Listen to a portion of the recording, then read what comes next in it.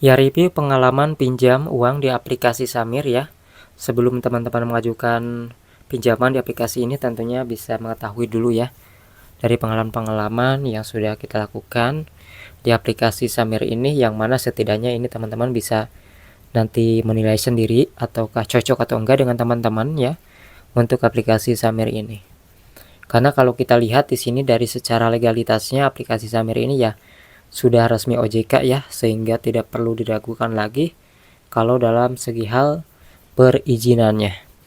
Namun walaupun aplikasinya resmi berizin, tentunya ya ada kekurangan dan kelebihan yang dimiliki oleh aplikasi Samir ini. Yang pertama di sini untuk suku bunganya memang lumayan rendah, sekitar 0,03% saja. Namun tentunya kalian perlu tahu bahwasannya ketika melakukan pinjaman online di aplikasi Samir, itu nanti kalian biasanya akan mendapati yang namanya penagihan satu bulannya itu bisa 2 kali sampai 3 kali. Jadi walaupun teman-teman di sini minjamnya tenornya itu per bulan ya, ataupun per 3 bulan, per 6 bulan gitu ya, yang dianggap 1 bulan sekali, ternyata penagihannya itu kayak gitu teman-teman ya.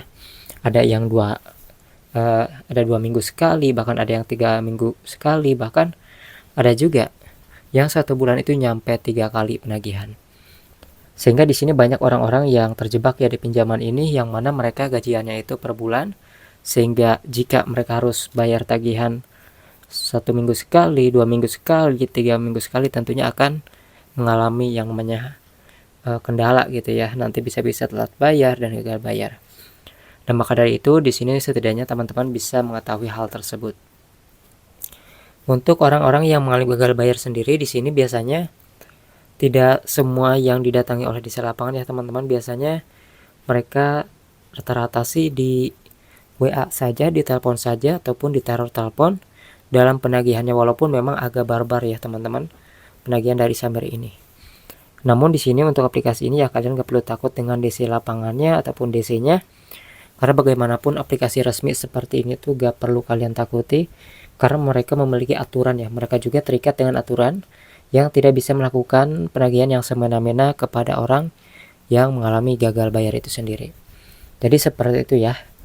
Namun di sini info pentingnya buat teman-teman yang baru mau pinjam, saya kasih tahu bahwasanya seperti itu. Kalau misalnya teman-teman mengira bahwasanya tagihannya ini per bulan, ternyata walaupun kita pilih taruhnya bulanan, ternyata penagihannya itu ya kayak gitu teman-teman ya.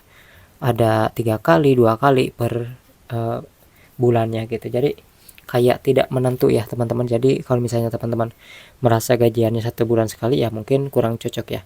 Entah mungkin untuk update ke depannya apakah memang yang namanya tagihannya itu akan kembali lagi ya sebulan sekali penagihannya, ataukah akan seperti itu. Karena terkadang ada perubahan-perubahan dari aplikasi pinjaman online itu sendiri. Maka dari itulah di sini saya selalu membahas mengenai updatean-updatean dari seputar aplikasi pinjaman online, baik itu yang resmi ataupun yang tidak resmi, yang bisa teman-teman ketahui nanti ke depannya.